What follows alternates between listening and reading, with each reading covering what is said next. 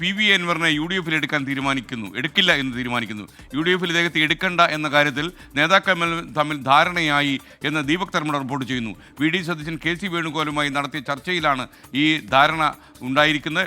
PV Anwar ഒറ്റയ്ക്ക് മത്സരിക്കട്ടെ എന്ന സന്ദേശമാണ് ഇപ്പോൾ വരുന്നത്. UDF എന്തായാലും PV അൻവറിനെ എടുക്കില്ല. ദീപക് തർമ്മടം തത്സമയം ചേരുന്നു. ദീപക്, യഥാർത്ഥത്തിൽ വിശ്വാസയോഗ്യമായ കേന്ദ്രങ്ങളാണോ നമ്മുടെ ഈ കാര്യം പറയുന്നത്?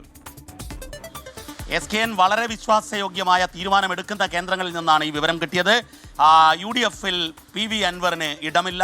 UDF PV അൻവറിനെ എടുക്കേണ്ടതില്ല, അതായത് അസോസിയേറ്റ് മെമ്പർഷിപ്പ് പോലും കൊടുക്കേണ്ടതില്ല എന്ന തീരുമാനത്തിലേക്ക് നേതാക്കൾക്കിടയിൽ ധാരണയിലെത്തിയിരിക്കുന്നു. പക്ഷേ ഒരു പരസ്യ പ്രതികരണത്തിന് അവർ ഈ ഘട്ടത്തിൽ തയ്യാറാകുന്നില്ല. കാരണം അൻവർ ഒറ്റയ്ക്ക് മത്സരിക്കട്ടെ, ഒറ്റയ്ക്ക് മത്സരിച്ചാൽ അത് UDFന് ദോഷം ചെയ്യില്ല.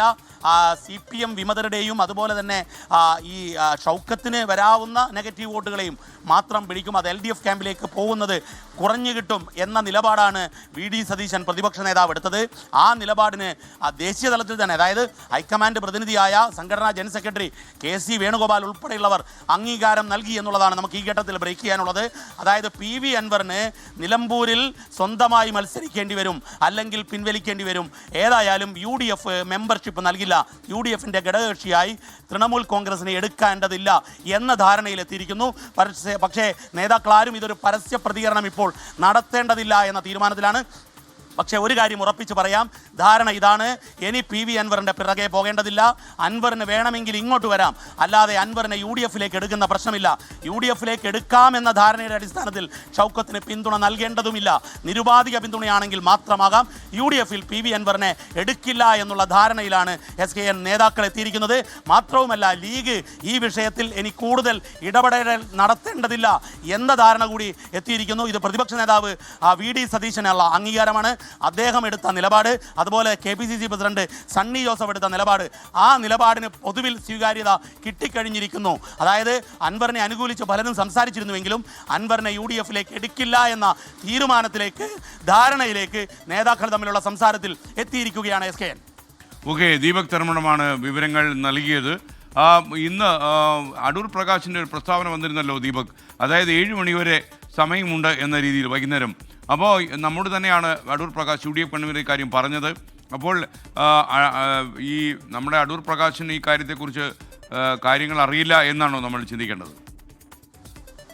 SKN 7 മണി വരെയുള്ള സമയം എന്നൊക്കെ പറയുന്നത് അത് അൻവറിനെ വെട്ടിലാക്കലാണ്. അതായത് അൻവറിന് വേണമെങ്കിൽ ഷൗക്കത്ത്, അതായത് VD സതീശൻ്റെ നിലപാട് ഇതാണ്: ഹൈക്കമാൻഡ് പ്രഖ്യാപിച്ച സ്ഥാനാർത്ഥി, ആ സ്ഥാനാർത്ഥിക്ക് എതിരെ പരസ്യമായി അവഹേളകരമായ പ്രസ്താവനകളുമായി രംഗത്ത് വരുന്നു.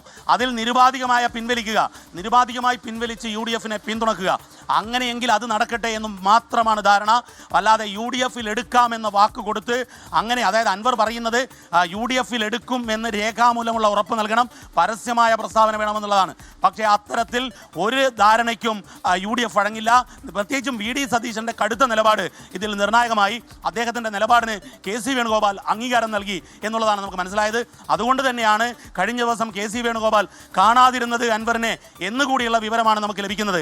അതായത് VD സതീശനും അതുപോലെ ആര്യാടൻ ഷൗക്കത്തും KPCC പ്രസിഡന്റ് സണ്ണി ജോസഫും എടുത്ത നിലപാടിന് പൊതു സ്വീകാര്യത ലഭിക്കുന്നു. അതായത് ആര്യാടൻ ഷൗക്കത്ത് ഉൾപ്പെടെ പറയുന്നത്, അദ്ദേഹം കോൺഗ്രസ് വൃത്തങ്ങളിൽ പറയുന്നത്, അദ്ദേഹത്തെയും കൂടി എടുത്തുകൊണ്ട് ഒരു മത്സരത്തിൽ പോകുന്നതിൽ താല്പര്യമില്ല എന്നുള്ളതാണ്.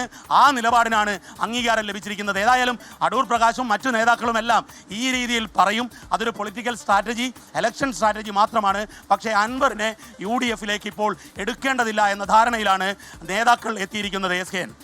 ഓക്കെ, ദീപക് തർമ്മടമാണ് വിവരങ്ങൾ നൽകിയത്. എന്തായാലും വളരെ കാത്തിരുന്ന ഒരു പ്രവേശനം ഇല്ലാതാകുന്നു എന്ന വാർത്തയാണ് കോഴിക്കോട് നിന്ന് ദീപക് റിപ്പോർട്ട് ചെയ്യുന്നത്.